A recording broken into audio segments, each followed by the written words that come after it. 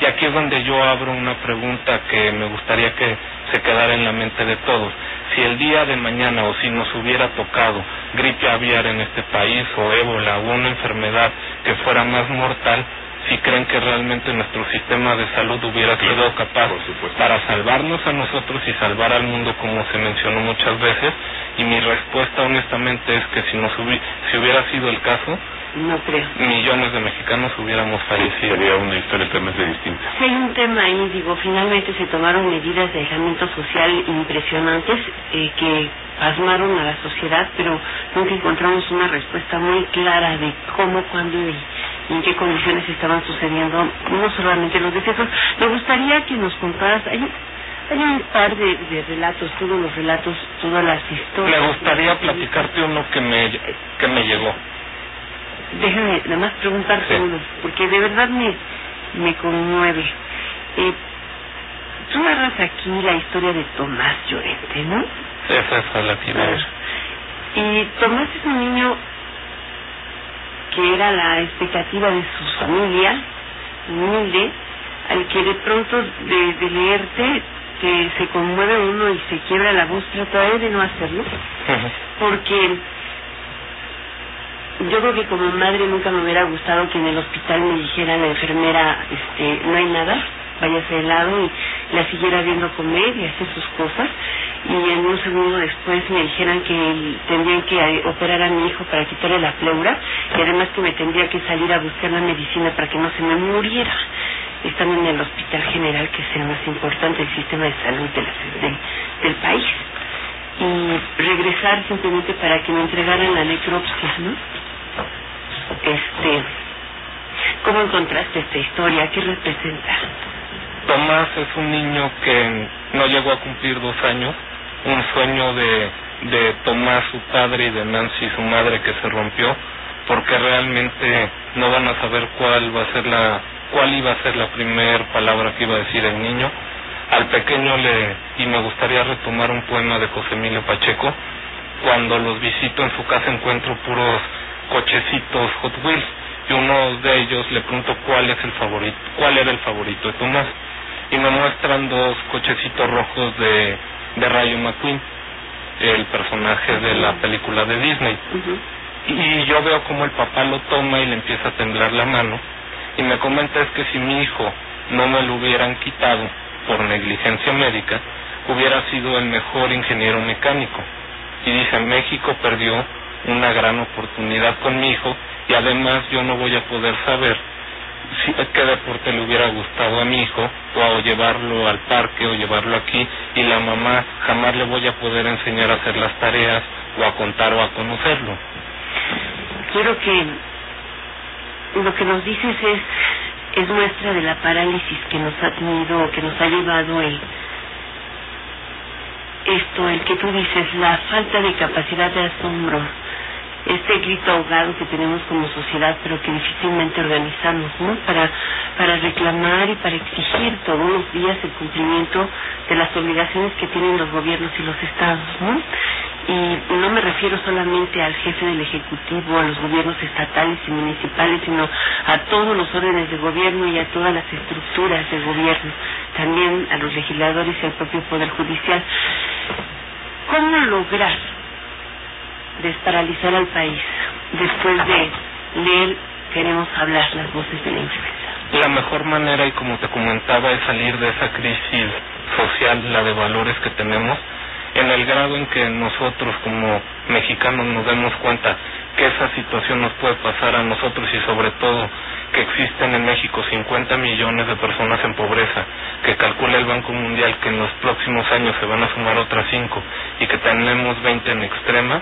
Una situación de este tipo no debe de permitirse, y sobre todo aquí nosotros como ciudadanos nos debemos de informar para poder participar y sobre todo exigir a nuestras autoridades competentes que lo que está sucediendo no se repita, y sobre todo porque lamentablemente de estas historias, las 30 que realicé cuando me reuní con el entonces presidente de la Comisión Nacional de Derechos Humanos del DF, él me comentó que todas estas tenían violación de derechos humanos, ya sea por omisión o por acción.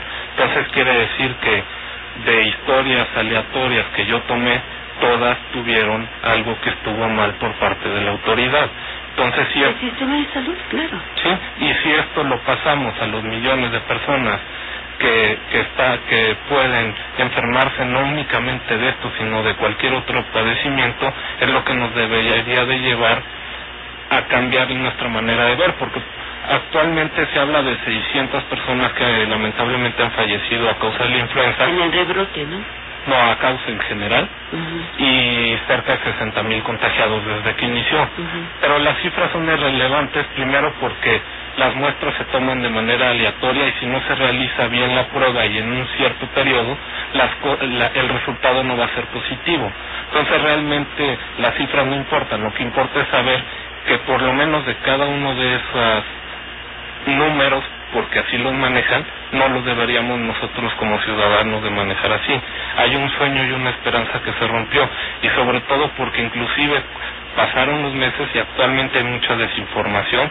Primero, no se le ha explicado a la gente las consecuencias que van a tener por haberlo padecido, porque muchos de ellos tuvieron afectaciones en los pulmones o en otros órganos, pero sobre todo en los pulmones no es un órgano que se regenere como el hígado o como la piel, entonces no van a poder recobrar sus actividades como las tenían antes. Y algo muy importante, si hay médicos escuchándonos, que ninguno de estos casos tuvo todos los padecimientos o los síntomas que salud dice que deben de tener para ser tratados. Entonces, lo que les sucede mucho a estas personas que asistían a los centros de salud, le decían como, a ti te faltan 2 síntomas, no te puedo atender, cuando en realidad se debería de hacer y hablar y difundir que no porque no tengas todo el cuadro que marcan ellos, quiere decir que no tienes la influenza cuando la puedes tener, como es en este caso. Aquí la posibilidad de que te la detecten a tiempo con las famosas pruebas más rápidas, ¿no?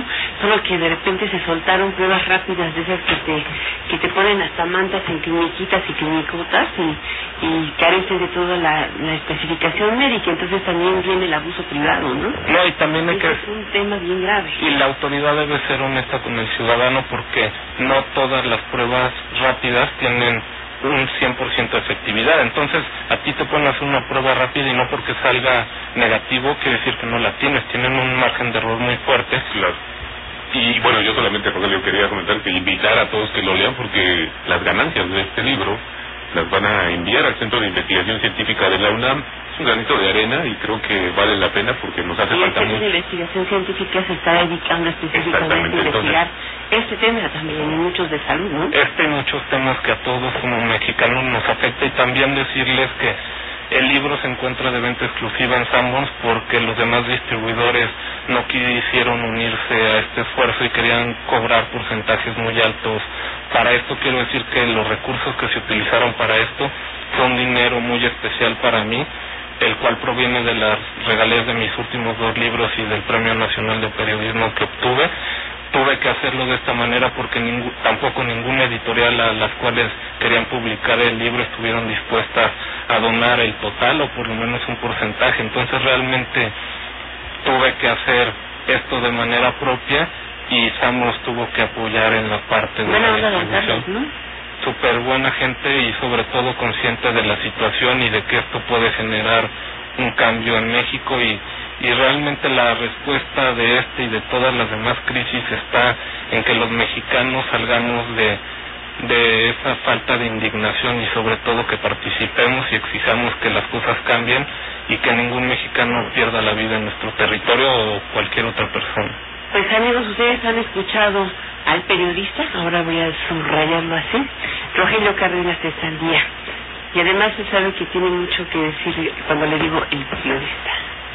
Lo felicito. Queremos hablar las voces de la influenza. Queremos hablar las voces de la influenza.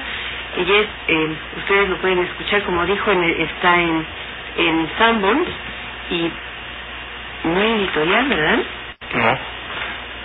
Es una versión de autor por lo que te había comentado, que no quisieron participar. Es de la biblioteca rogeliocardenas.com, ahí puedes mandar tus comentarios, hazlo, la verdad es que vale la pena. O buscarnos en Facebook como Biblioteca Rogelio Cárdenas para saber un poco más del libro, al igual que en Twitter, y seguir los medios de comunicación. Biblioteca rogeliocardenas.com.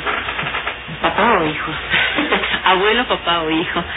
Gracias, Rogelio. Gracias, Rogelio. Gracias por la visita. Felicidades de nueva cuenta. Al contrario, gracias por recibirme. Me congratulo de saber de tu exitosa carrera, de verdad. Y gracias por recibirme nuevamente en esta que siento mi casa. Es tu casa.